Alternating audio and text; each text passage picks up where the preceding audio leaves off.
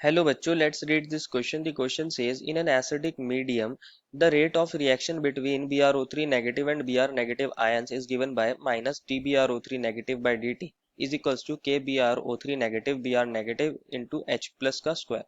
It means that option A, change in pH of solution will not affect the rate of reaction. Option B, rate constant of the reaction is 2 second inverse. Option C, reaction rate increases by 4 times on doubling the concentration of H plus ions and option D all of these. बच्चों यहाँ हमें एक reaction के बारे में बताया गया है और उसके अंदर क्या हो रही है, हमारी रिएक्शन हो रही है, उसके कॉरेस्पॉन्डिंग हमें रेट दिया गया है और उसके कॉरेस्पॉन्डिंग हमसे कुछ बातें पूछी गई हैं कि इनमें से कौन सी हमारी स्टेटमेंट सही होगी। वन बाय वन हमें सभी को देखना है, लेकिन उससे पहले हम बात करते हैं इस क्वेश्चन के अंदर की कंसेप्ट की। की कंसेप्ट क्या होगा बच्चों, हमारा इफेक्ट ऑफ कंसंट्रेशन। हमें यहाँ ज्यादातर केसेस के अंदर कंसंट्रेशन का इफेक्ट देखना है कि इफेक्ट ऑफ कंसंट्रेशन क्या होता है किसके ऊपर, on rate of reaction, that is on rate of reaction. ये हमें यहाँ देखना है। वन बाय वन सारी स्टेटमेंट को कंसिडर करते हैं, बट बिफोर दैट हमें जो इन्होंने रेट लॉ दिया है, रेट दिया है, उसको दोबारा से लिखते हैं। रेट हमें दिया है BrO3 नेगेटिव की टर्म में, BrO3 नेगेटिव बाय dt, और ये किसके इक्वल दिया है बच्चों हमें, के BrO3 नेगेटिव, और ये किससे मल्टीप्लाई हो रहा है यहाँ, Br नेगेटिव, और साथ में दिया है हमें H प्लस का स्क्वायर। यही हमें रेट दिया है, इसको मैं R1 मान रहा हूँ अपनी तरफ से, मैंने इस रेट को R1 लिख लिया। अब हमें ऑप्शन ए के अंदर कहा था कि जो पीएच है अगर मैं उसको चेंज करूंगा तो हमारा रेट पे कोई फर्क नहीं पड़ेगा।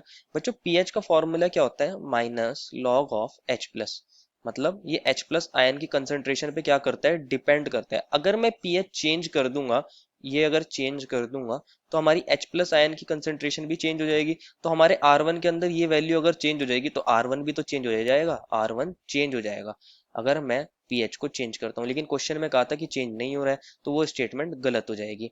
बात करते हैं स्टेटमेंट नंबर 2 की।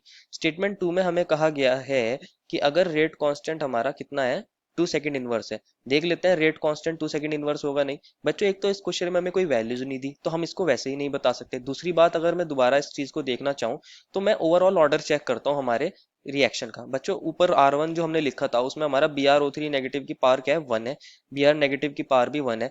तो ओवरऑल ऑर्डर क्या हो जाएगा बच्चों, अगर मैं ओवरऑल ऑर्डर देखना चाहूँ, ऑर्डर हो जाएगा 1 plus 1 plus 2, that is 4 order हो गया। लेकिन जो यूनिट हमें रेट कांस्टेंट की दी है वो है सेकंड इनवर्स, और ये किसके लिए होती है, फर्स्ट ऑर्डर के लिए होती है, फोर्थ ऑर्डर के लिए ये यूनिट नहीं होती। तो हमारा ऑप्शन बी तो गलत ही हो जाएगा, ये तो हो ही नहीं सकता। बात करते हैं ऑप्शन सी की। ऑप्शन सी में हमें कहा है कि रेट जो होता है वो 4 टाइम्स हो जाता है अगर हम H प्लस आयन की कंसंट्रेशन डबल करते हैं। तो इसको भी देख लेते हैं।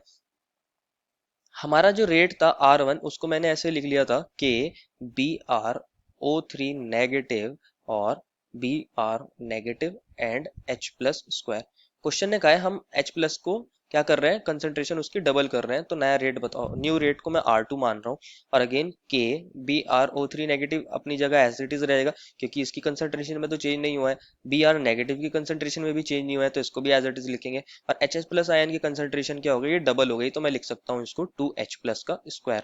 अगर मैं यहाँ ध्यान से देखूँ तो 2 का स्क्वायर क्या होता है, 4, ये ब्रैकेट के बाहर यहाँ लिख सकता हूँ इसको 4 के BrO3 नेगेटिव और Br नेगेटिव, और यहाँ हमारा H प्लस का अगेन क्या हो रहा होगा, स्क्वायर हो रहा होगा। ये वाली टर्म हमारी कौन बन गई, ये हमारा R1 बन गया, तो इसको मैं लिख सकता हूँ 4R1। हमारा नया रेट क्या हो गया, 4 टाइम्स हो गया ओल्ड रेट के, तो हमारा रेट 4 टाइम्स हो जाता है अगर हम H प्लस आयन की कंसंट्रेशन को डबल कर दें। तो हमारी स्टेटमेंट यही है, सी सही है। Therefore the final answer is option number C. I hope you understood it well and best of luck.